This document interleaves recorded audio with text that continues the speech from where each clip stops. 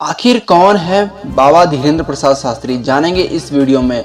इनके जीवन के शुरू होने से लेकर अभी तक की सभी प्रकार की जानकारियां आपको मिलेगी और यह भी जानने को मिलेगा कि आखिर ये इन दिनों इतने ज़्यादा चर्चित क्यों हैं। दोस्तों, वीडियो में आगे बढ़ने से पहले आपको बता दें, वीडियो को लाइक करना और चैनल को सब्सक्राइब जरूर कीजिए, जिससे आगे आने वाली हर वीडियो का नोटिफिकेशन आपको सबसे पहले मिल जाए। दोस्तों, मध्य प्रदेश के अंदर एक जिला है छतरपुर और छतरपुर जिले में एक गांव है गड़ा गांव। इसी गड़ा गांव में पंडित धीरेंद्र प्रसाद शास्त्री जी का जन्म हुआ और वह यहीं पर पले बड़े थे। इनका जन्म 1996 में गड़ा गांव में हुआ था। इनके पिता राम कृपाल और माता का नाम सरोज है। इनके एक भाई और एक बहन है। इनको लोग प्यार से धीरू कहकर बुलाते थे और इनके परिवार वाले अभी भी इनको प्यार से धीरू ही कहकर बुलाते हैं। ये अपनी कथा की शुरुआत लोगों के बीच बहुत ही साधारण तरीके से किए हैं। खबरों के मुताबिक पता चला है कि जो इनकी विशेष शक्तियां हैं वह इनको 2016 के बाद प्राप्त हुई है, जब इनके ऊपर इनके गुरु महाराज की कृपा हुई। इनके गुरु का नाम दादा गुरु है। ये जिस मंदिर में बैठकर कथा किया करते थे, दादा गुरु महाराज ने इनको वहीं पर अपनी चमत्कारी शक्तियाँ सौंपी। दादा गुरु भी इनके तरह ही लोगों को देखकर उनके मन की बात जान लेते थे। ये कहें कि ये अपने गुरु को बिल्कुल कॉपी कर चुके हैं। क्या मतलब, इनके गुरु ने इनकी सारी शक्तियाँ, अपनी शक्तियाँ इन्हें दे दी है। आज यही काम बागेश्वर धाम के पंडित धीरेंद्र प्रसाद शास्त्री जी भी कर रहे हैं। ये एक कथावाचक हैं और लोगों को कथा सुनाया करते हैं। अब यदि बात की जाए बागेश्वर धाम बाबा के जन्म स्थल की, यानी उनके गांव की, तो अभी वर्तमान में गड़ा गांव में केवल 350 से 400 के आसपास में घर हैं और वहां पर अभी 1000 से भी ज़्यादा दुकानें खुल चुकी है और इन दुकानों पर प्रसाद वितरण से लेकर खाने पीने, कपड़े और यहाँ पर रहने की व्यवस्था भी उपलब्ध है। सभी प्रकार की सेवाएं आपको यहाँ पर मिल जाएगी। यह गांव अभी के वक्त पर बहुत ही रमणीय, दर्शनीय लग रहा है। माना जा रहा है कि यह गांव खजुराहो से केवल 21 किलोमीटर दूर है और खबरों के अनुसार खजुराहो जो एक पर्यटक स्थल है, वहाँ पर इतनी भीड़ नहीं है जितनी इन दिनों छतरपुर के गड़ा गाँव में है। और उस भीड़ के पीछे का कारण है पंडित धीरेंद्र प्रसाद शास्त्री। इनके चमत्कारों को देखने के लिए लोग इनके दिव्य दरबारों में उपस्थित होते हैं। खबरों के मुताबिक गड़ा गांव में दुकानों की संख्या हजारों में हो चुकी है और लोगों को भीड़ के कारण यहाँ के स्थानीय लोगों को अच्छा खासा रोजगार मिल गया है। बात करें यदि पंडित धीरेंद्र प्रसाद शास्त्री की, तो उनका परिवार आर्थिक तंगी की मार झेल रहा था, लेकिन इन्होंने अपने आसपास के गाँव में कम उम्र में ही कथा वाचन का काम शुरू कर दिया था। ये लोगों को कथा सुनाने लगे और इनकी कथा सुनाने का तरीका लोगों को बहुत पसंद आने लगा। इनकी कथा में अच्छी खासी भीड़ होने लगी। ये कथा एक विशेष स्थान पर किया करते थे। वहाँ पर पहले एक शिवालय था जो आज बागेश्वर धाम के नाम से प्रसिद्ध है। वहाँ पर उन्होंने हनुमान जी की मूर्ति स्थापित करवाई। ऐसा पंडित धीरेंद्र प्रसाद शास्त्री जी ने खुद कहा है। जो ये चमत्कार करते हैं उसकी वजह हनुमान जी महाराज हैं।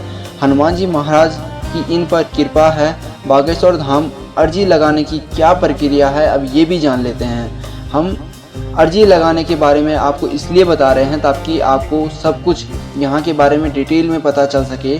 तो चलो आप जानते हैं कि क्या है यहाँ की अर्जी लगाने की प्रक्रिया। बागेश्वर धाम में लोग नारियल बांधकर बालेश्वर महाराज के समक्ष अपनी अर्जी लगाते हैं। ओम बागेश्वराय मंत्र नाम का जाप करते हैं। मंदिर में लाल कपड़े में नारियल बांधे जाते हैं। दिव्य दरबार का हिस्सा बनने के लिए पहले धाम से टोकन लेना पड़ता है। फिर टोकन वाले को पहले अपना नाम, मोबाइल नंबर, पता जमा करवाना होता है। दिव्य दरबार की डेट पंडित धीरेंद्र प्रसाद शास्त्री जी पहले से ही सोशल मीडिया पर दे देते हैं। दिव्य दरबार से पहले एक लिस्ट जारी की जाती है और फ़ोन के थ्रू लोगों को सूचित किया जाता है।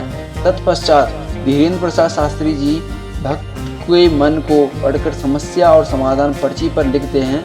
इसके बाद बागेश्वर धाम की पेशी करना अनिवार्य होता है। इसके बाद जिस व्यक्ति ने भी अपना नाम दिया है वह बागेश्वर धाम जा सकता है। जब भी दिव्य दरबार लगेगा तो उस दिन उस व्यक्ति को यदि पंडित धीरेंद्र प्रसाद शास्त्री जी भीड़ में से उठाते हैं तो वह उसकी समस्या का समाधान उसको बता देते हैं। छतरपुर के कथावाचक बालेश्वर महाराज के धीरू से लेकर पंडित धीरेंद्र प्रसाद शास्त्री बनने की कहानी जो मैंने आपको बताई है, आई होप आप लोगों को पता चल चुका होगा कि कौन है पंडित धीरेंद्र प्रसाद शास्त्री, ये कहाँ के रहने वाले हैं, कहाँ इनका जन्म हुआ। अब आपको बताते हैं कि ये क्यों आजकल इतने ज़्यादा चर्चा में है, इतने ज़्यादा खबरों में क्यों है। आप कहीं भी देख रहे होंगे तो इनकी ही खबर आपको सामने आ रही है। दरअसल पंडित धीरेन्द्र प्रसाद शास्त्री पर अंधविश्वास और जादू टोना फैलाने का आरोप लगा है। ये किसने और क्यों लगाया है ये भी आपको बताएंगे, लेकिन इससे पहले आप ये जान लो इनके द्वारा इसी साल जनवरी के महीने में नागपुर के अंदर एक कथा का आयोजन किया गया था। कथा का नाम रामचरित चर्चा था। कथा 9 दिनों तक चलनी थी, परंतु वह कथा 7 दिनों के भीतर ही पूर्ण करके चले गए। 7 दिनों में कथा पूर्ण करके चले जाने पर जो कहानी निकल कर आई है, जो इनके ना चाहने वालों ने या ये कहें इनके खिलाफ जान चाहने वालों ने निकाली है, जो कि इस समय खबरों में चल रही है। जो आरोप इन पर लगा है वह मूलतः एक संस्था के द्वारा जो कि अंधविश्वास को दूर करने का कार्य करती है, जिसका नाम है अंधश्रद्धा मूल समिति। उस अंधश्रद्धा मूल समिति के श्याम मानव व्यक्ति के द्वारा, जो कि अंधश्रद्धा मूल समिति के नेता हैं, का कहना है कि जब नागपुर में कथा शुरू हुई थी उस समय हमने पंडित धीरेन्द्र प्रसाद शास्त्री जी को चैलेंज दिया था कि वो 10 लोगों को जो हमारे द्वारा चुने जाएंगे उन 10 लोगों को उनका भविष्य बता दीजिए। तो हम पंडित धीरेन्द्र प्रसाद शास्त्री जी को 30 लाख रुपए इनाम के तौर पर, और भी इसी तरह की कई बातें श्याम मानव द्वारा कही गई थी। इसी कथा के बीच में माननीय नितिन गडकरी जी भी आशीर्वाद लेने पहुंचे और यह बात स्वयं नितिन गडकरी जी ने ट्वीट करके बताई। कहा जा रहा था कि 5 जनवरी से लेकर 13 जनवरी तक इनकी कथा का आयोजन किया जाएगा। इस 9 दिवसीय कार्यक्रम में इनका दिव्य दरबार भी 2 दिन के लिए लगा था, लेकिन इस अंधश्रद्धा उन्मूलन समिति के अध्यक्ष श्याम मानव का कहना है कि उन्होंने उन्हें एक चुनौती दी थी।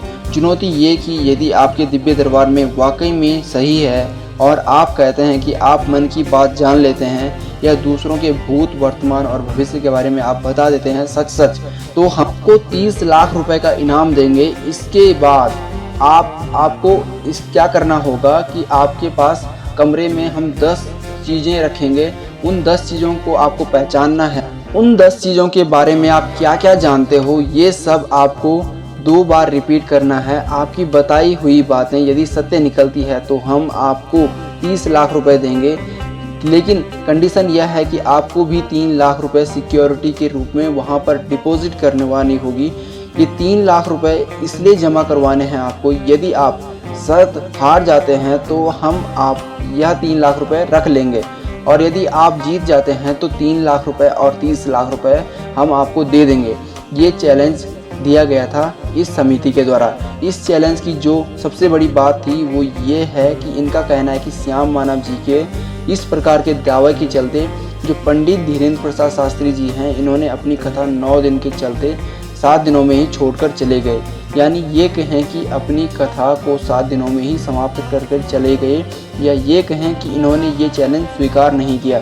इस कारण ये बात मीडिया में उठने लगी कि क्या ये अंधश्रद्धा उन्मूलन समिति के अध्यक्ष श्याम मानव से घबराकर चले गए, क्या इन्होंने चैलेंज को स्वीकार नहीं किया, और इसी प्रकार के तमाम विवादों में पंडित धीरेन्द्र प्रसाद शास्त्री जी आने लगे। जो आरोप इन पर लगा है वह यही है, इन्होंने चैलेंज को स्वीकार नहीं किया।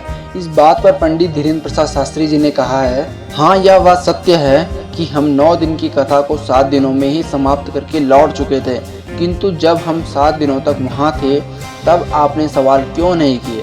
उन्हीं 7 दिनों के भीतर दिव्य दरबार भी लगा था, उस वक्त आप कहाँ गए थे। दूसरा जवाब इन्होंने यह दिया है कि यदि आपको लगता है कि हमने आपके चैलेंज को स्वीकार नहीं किया है तो हम रायपुर में 2 दिवसीय दिव्य दरबार लगा रहे हैं, वो आप वहाँ आइए, आपके आने और जाने का जो भी खर्चा होगा वह सब हम उठाएंगे। आप अपने साथियों या अपने टीम के साथ वहाँ पहुँचिए, आपके मन में जो भी सवाल है उन सभी सवालों को पूछें, हम उन सवालों का जवाब देंगे। हम अपनी शक्तियों पर भरोसा नहीं करते, पर जिन भगवान की हम पर कृपा है, भगवान हनुमान जी महाराज की कृपा से जो भी संभव हो हम आपके सवालों का जवाब देंगे। आप वहां पर पधारिए, आपके आने जाने में जो कुछ भी खर्चा होगा उसे हम देंगे। हम किसी भी प्रकार का कोई भी पैसा नहीं वसूलते हैं। ऐसी स्थिति में आपने कहा हम आपको 30 लाख रुपए देंगे, वो पैसा भी हम आपसे नहीं लेंगे। ऐसा पंडित धीरेन्द्र प्रसाद शास्त्री जी महाराज ने कहा है। उन्होंने कहा है आप वहां आइए, हम आपके सवालों का जवाब दे देंगे। आप रही बात ये कि हम 2 दिन पहले क्यों चले गए, तो इसके पीछे बात सिर्फ इतनी सी है कि हमारे गुरु महाराज का जन्म दिवस था, तो इसलिए हम 2 दिन पहले चले गए और इन 2 दिनों में हमने गुरुदेव के जन्मदिन की तैयारियों करने में लगा दिए और वह सही ढंग से हो पाए, इसलिए हम जल्दी चले गए। बस यही कारण था जिसकी वजह से हमने 9 दिन की कथा को 7 दिनों में ही समाप्त कर चले गए। बस यही हमारे जल्दी जाने का कारण था और कुछ भी नहीं। आपका चैलेंज हमने स्वीकार नहीं किया, तो हमने आपको बता दिया। आपका जो भी सवाल आपके मन में है, जहाँ पर भी हमारी दूसरी कथा लग रही है रायपुर में, आप वहाँ आइए, आपके सवालों का जवाब हम वहाँ दे देंगे। ठीक है, धन्यवाद दोस्तों। इस वीडियो में इतना ही। मिलते हैं किसी दूसरे इंटरेस्टिंग टॉपिक के साथ। तब तक के लिए ख्याल रखिए अपना और अपने दोस्तों का, अपने परिवार का। Thank you very so much. वंदे मातरम। जय हिंद।